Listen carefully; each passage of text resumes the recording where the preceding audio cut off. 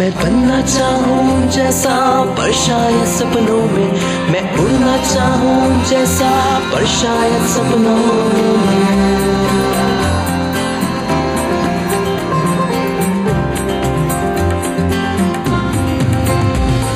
सपनों की है उड़ान, कांटे बन गए फूल समान, रोक न पाए वो मुझको मुट्ठी में मेरी है आसमान।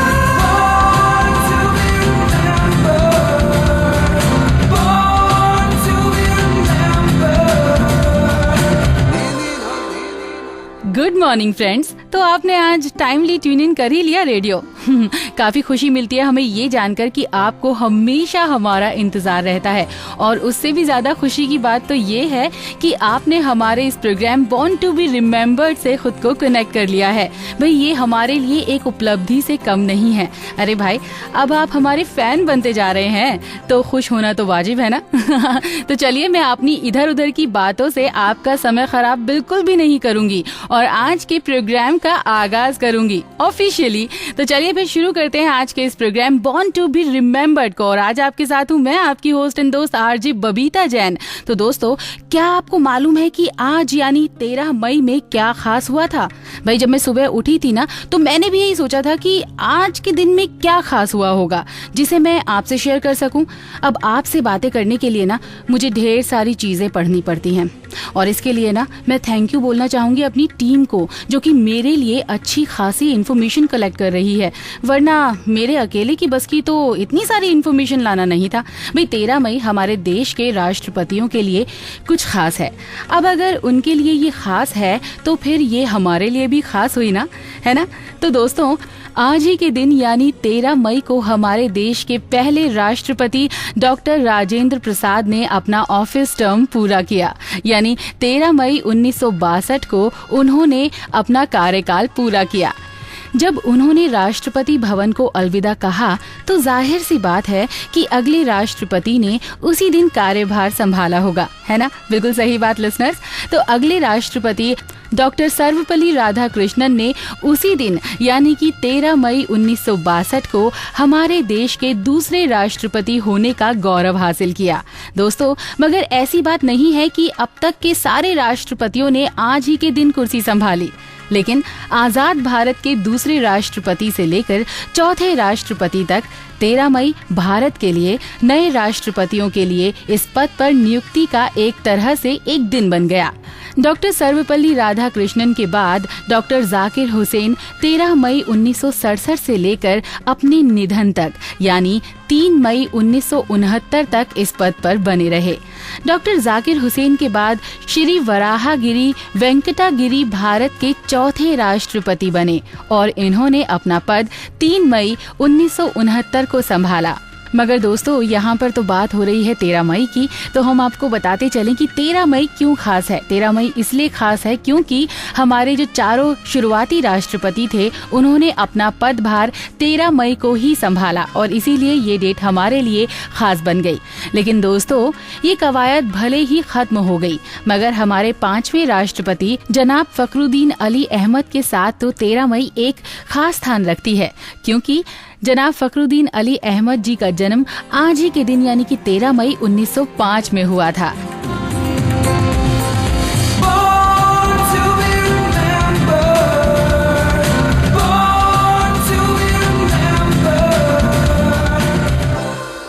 अब आप समझ गए होंगे ना कि मैं अभी भी प्रोग्राम के फॉर्मेट पर ही चल रही हूँ, यानी ऐसी पर्सनालिटीज के जीवन सफर की बातें आज हम करेंगे जो आज ही के दिन पैदा हुए और उन्होंने अपनी जिंदगी में अपने कामों की वजह से अपना एक मकाम बनाया।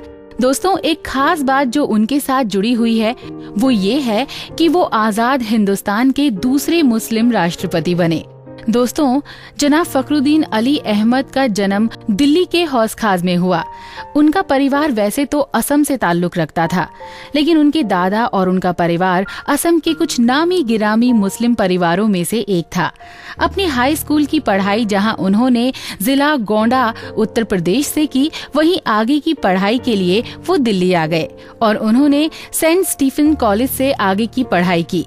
और उसके बाद वो इंग्लैंड चले गए, जहां पर सेंट कैथरीन्स कॉलेज कैम्ब्रिज से उन्होंने आगे की शिक्षा पाई।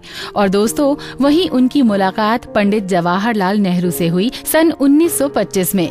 फिर क्या था दोस्तों, वापस लौटने के बाद से ही उन्होंने इंडियन नेशनल कांग्रेस के साथ अपना साथ बना लिया और आजादी की लड़ाई में उन्होंने बहुत ही एक्टिवली पार्टिसिपेट किया। यही वजह थी कि 1942 के मूवमेंट में हिस्सा लेने की वजह से उन्हें जेल जाना पड़ा और अगले 3.5 साल उन्होंने जेल में ही गुजारे।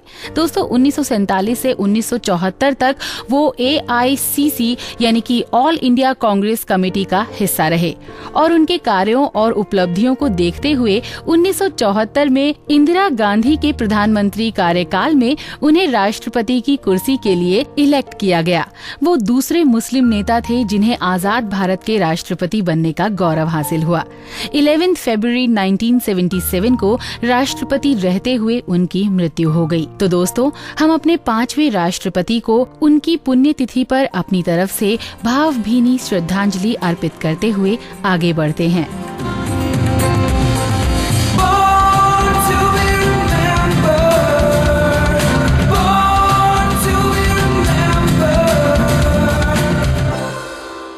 फ्रेंड्स, आप सुन रहे हैं बॉर्न टू बी रिमेम्बर्ड और मैं हूं आपके साथ आपकी दोस्त बबीता।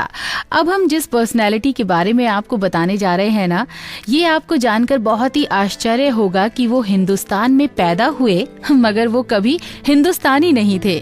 दोस्तों, हम बात कर रहे हैं डॉक्टर रोनाल्ड रॉस की, जिन्हें बाद में सर की उपाधि से नवाजा गया। दोस्तों, वो एक ऐसा नाम है जिन्होंने दुनिया को मलेरिया जैसी जानलेवा बीमारी का क्योर दिया और इनकी इसी खोज के लिए इन्हें 1902 में नोबेल प्राइज फॉर फिजियोलॉजी और मेडिसिन से सम्मानित किया गया। दोस्तों, डॉक्टर रोनाल्ड रॉस ही थे जिन्होंने ये खोज निकाला कि मलेरिया असल में एनोफिलिस मच्छरों के काटने से होती है और ये पता चलने के बाद ही उन्होंने इस बीमारी से लड़ने की तरकीब का भी इजाद किया। दोस्तों, मलेरिया से बचने और लड़ने का रास्ता ढूंढने के लिए वो बचपन से ही तत्पर थे और उनके मन में ये बात उसी वक्त से थी जब उनके दादाजी की मौत मलेरिया की वजह से ही हुई। उनकी पैदाइश हिंदुस्तान में हुई। उनके पिता ब्रिटिश इंडियन आर्मी में नियुक्त थे, मगर 8 साल का होते ही उन्हें पढ़ाई के लिए इंग्लैंड वापस भेज दिया गया और 1875 में उन्होंने मेडिसिन की पढ़ाई आरंभ की। 1880 में मेडिकल की पढ़ाई पूरी करके उन्होंने 1881 इंडियन मेडिकल सर्विस ज्वाइन कर ली, मगर 10 साल काम करने के बाद उन्होंने मलेरिया पर अपनी पढ़ाई आगे शुरू कर दी। वैसे दोस्तों, 1882 से लेकर 1899 तक वो मलेरिया के क्योर के पीछे जुटे रहे और काफी आयरॉनिकल सी बात ये है कि मलेरिया की बीमारी का इलाज ढूंढते ढूंढते वो खुद मलेरिया से बीमार पड़ गए। लेकिन दोस्तों, इससे उनके हौसले पर कोई भी आंच नहीं आई, या ये बात हम कह सकते हैं कि इससे उन्हें और हौसला मिल गया और उन्होंने अपनी रिसर्च और तेज कर दी। और दोस्तों, मलेरिया से ठीक होने के बाद डॉक्टर रोनाल्ड ट्रांसफर होकर सिकंदराबाद आ गए और वहीं ओस्मानिया यूनिवर्सिटी और मेडिकल स्कूल होने की वजह से उन्हें अपनी आगे की खोज में काफी मदद मिली। वहीं रहते हुए उन्होंने ये पाया कि एक खास तरह के मच्छर से मलेरिया के पैरासाइट पाए जाते हैं और मच्छर की उस प्रजाति को आज एनोफिलिस कहते हैं, मगर पहले इनको डेपल विंग्स मच्छर कहा जाता था। और इस तरह उन्होंने मलेरिया के ट्रांसमिशन का पता लगाया और उनके इसी कार्य के लिए उन्हें 1902 में नोबेल प्राइज फॉर फिजियोलॉजी और मेडिसिन से नवाजा गया। और दोस्तों, 13 मई यानी कि आज ही के दिन 1857 को हिंदुस्तान में पैदा हुए डॉक्टर रोनाल्ड रॉस का आज जन्मदिन है और हम बॉर्न टू बी रिमेम्बर्ड की ओर से मलेरिया जैसी बीमारी से निजात दिलाने वाले इस व्यक्ति को सलाम करते हैं।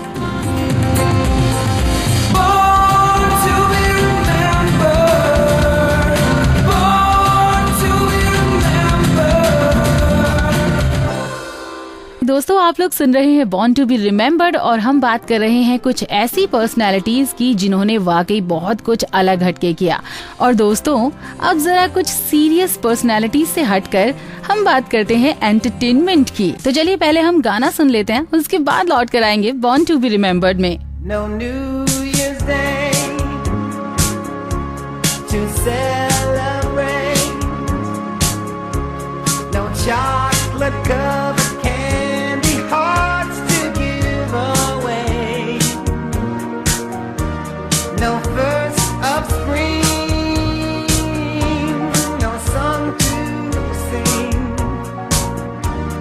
In fact, here's just another ordinary day. No April rain, no flowers bloom, no wedding Saturday within the month of June. But what it is something true, made up of these three words that I must say to you. I just called to say I love you. I just called to say how much I care. I just called to say I love you. दोस्तों, बात करते हैं उस singer की, उस song writer की जिनका नाम है स्टीवलैंड हार्डवे मॉरिस, जिनको लोग स्टीव वंडर के नाम से भी जानते हैं।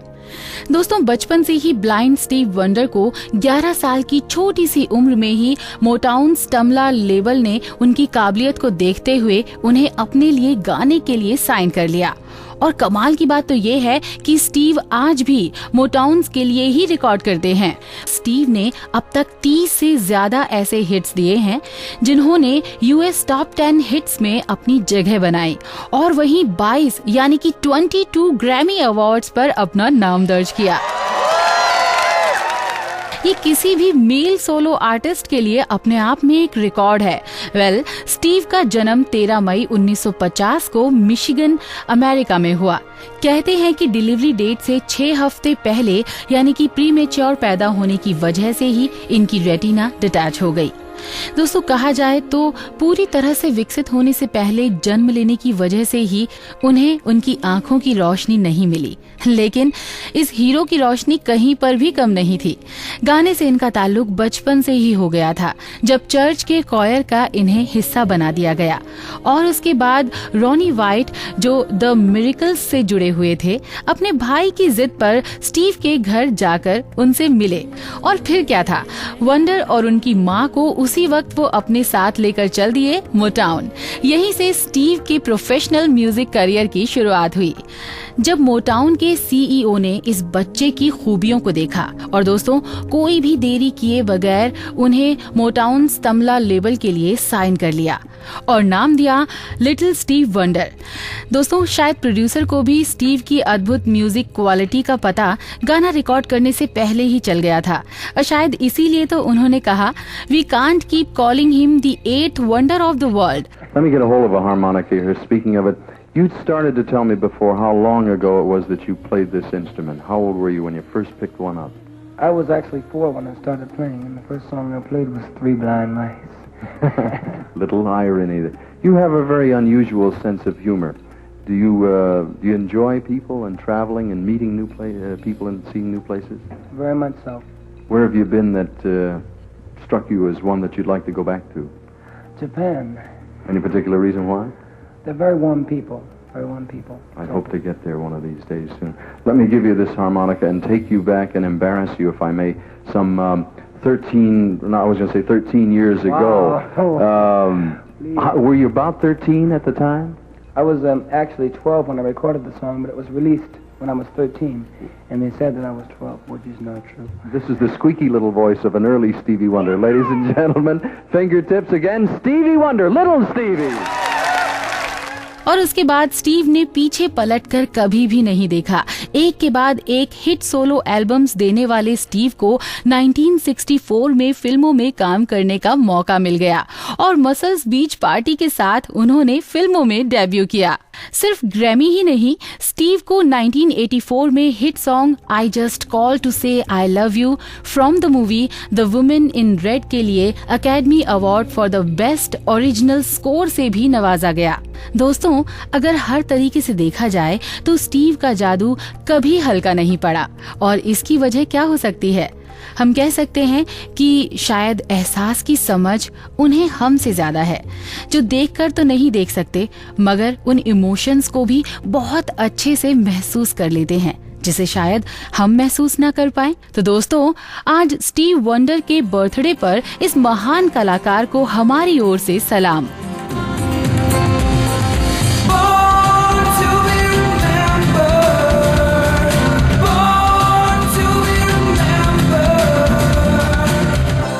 दोस्तों, आप सुन रहे हैं बॉर्न टू बी रिमेम्बर्ड और मैं हूं बबीता आपके साथ में, और बहुत सारी जानकारियां आपको मिलती हैं इस प्रोग्राम के थ्रू।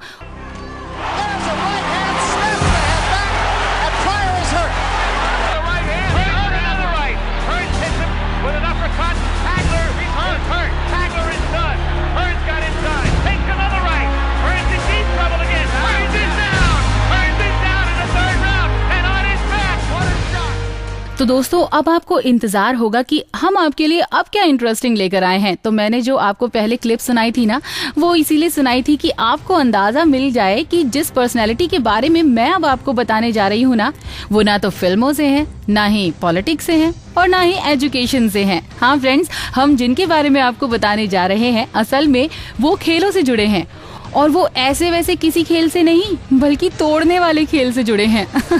हम बात कर रहे हैं बॉक्सिंग रिंग में अपना कमाल दिखाने वाले जॉन लुइस की, जिन्हें लोग ब्राउन बॉम्बर के नाम से भी जानते हैं।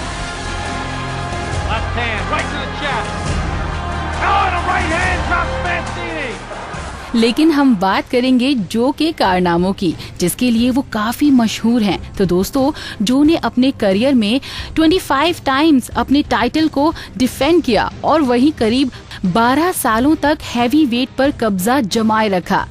13 मई 1914 को पैदा हुए जो बॉक्सिंग इतिहास के लिए उन कुछ मुक्केबाजों में से हैं जिनको चाहने वालों की कभी भी कमी नहीं हुई, मगर इस मकाम को हासिल करने से पहले उन्हें काफी परेशानियों से गुजरना पड़ा, और जब पहली बार रिंग में वो उतरे तो उन्हें करारी हार का मुंह भी देखना पड़ा।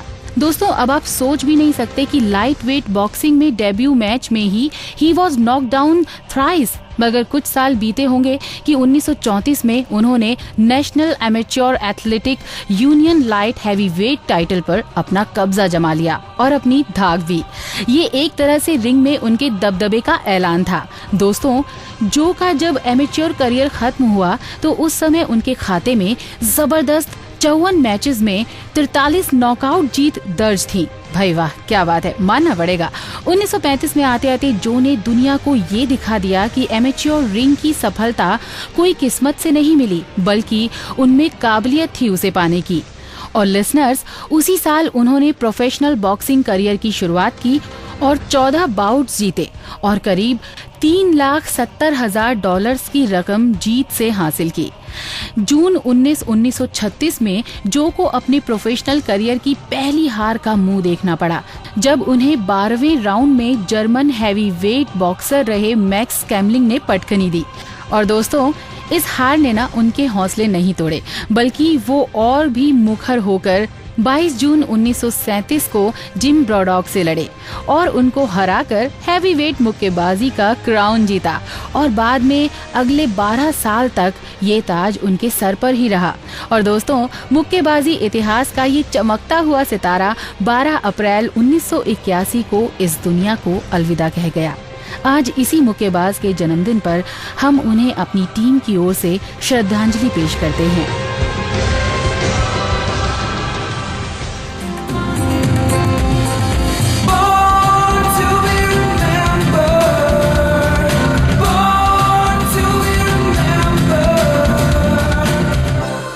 और दोस्तों, अब इस बॉक्सर के बाद बारी आती है एक सिंगर की। हम आपको मिलवा रहे हैं Mexican American singer Ritchie Valens से, जिनकी 17 साल की उम्र में ही एक प्लेन क्रैश में मृत्यु हो गई थी। दोस्तों, आज ही के दिन यानी 13 मई 1941 को पैदा हुए रिची ने काफी छोटी उम्र में वो शोहरत पाई जिसके लिए लोग एक उम्र गुजार देते हैं और वो शोहरत उन्हें फिर भी नहीं मिलती। लेकिन रिची को शोहरत मिली शिकानो रॉक मूवमेंट से। अब आप ये सोच रहे होंगे कि ये शिकानो क्या है, तो दोस्तों मैं किस लिए बैठी हूँ, इसके बारे में भी मैं ही आपको बताऊंगी कि आखिर ये शिकानो है क्या। तो दोस्तों, शिकानो एक कल्चर है और उसी कल्चर की थीम पर रिची का म्यूजिक बेस था। Well, come on, let's go, let's go, let's go, little darling, and tell me that you never leave me. Come on, let's go, again, again, and again. Well, now swing me all the way down there.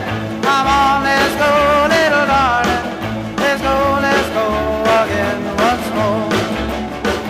Well, I love you so, dear, and I'll never let you go. Come on, baby, so. Oh, pretty baby, I love you so. Let's go, let's go, let's go, little sweetheart, and then we can always be together. Come on, let's go again. दोस्तों, ये जो music मैंने अभी आपको सुनवाया था ना, ये वही म्यूजिक है जिसके लिए रिची को शोहरत और नाम दोनों मिले। और दोस्तों, 1958 में आया उनका सिंगल एल्बम ला बाम्बा, जिसने रिची वैलेंस को घर घर पहुंचा दिया। Para bailar la bamba, para bailar la bamba, se necesita una poca de gracia para mi patilla, arriba y arriba, y arriba y arriba, por mi cerebro, yo no soy marinero, soy capitán, soy capitán, bamba, bamba,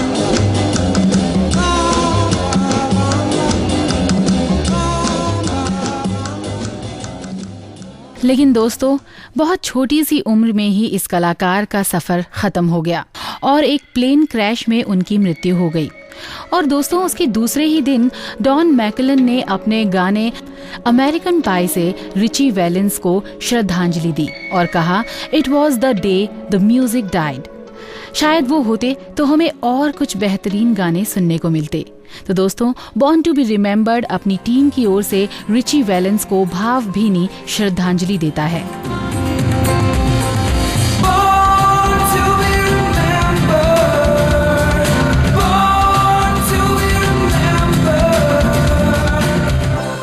और friends, अब मुझे time ये इजाज़त नहीं दे रहा है कि मैं यहाँ पर बैठूं और कुछ पर्सनालिटीज़ के बारे में आपको जानकारियाँ दूं। वैसे तो मुझे भी अपना ये शो अब और अच्छा लगने लगा है, क्योंकि मेरी भी नॉलेज इससे बढ़ने लगी है और आपकी तो बढ़ी रही है। तो चलिए अब हम चलते हैं, लेकिन कल फिर हाजिर हो जाएंगे कुछ गुजरे वक्त की मशहूर हस्तियों की भूली बिसरी यादें और कुछ बातों को लेकर। तब तक के लिए कीप रिमेम्बरिंग। नमस्कार।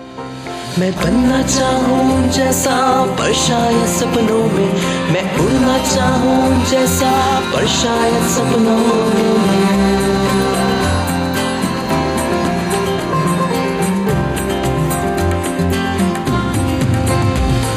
सपनों की है उड़ान, कांटे बन गए फूल समान, रोक न पाए वो मुझको मुट्ठी में मेरी है आसमान।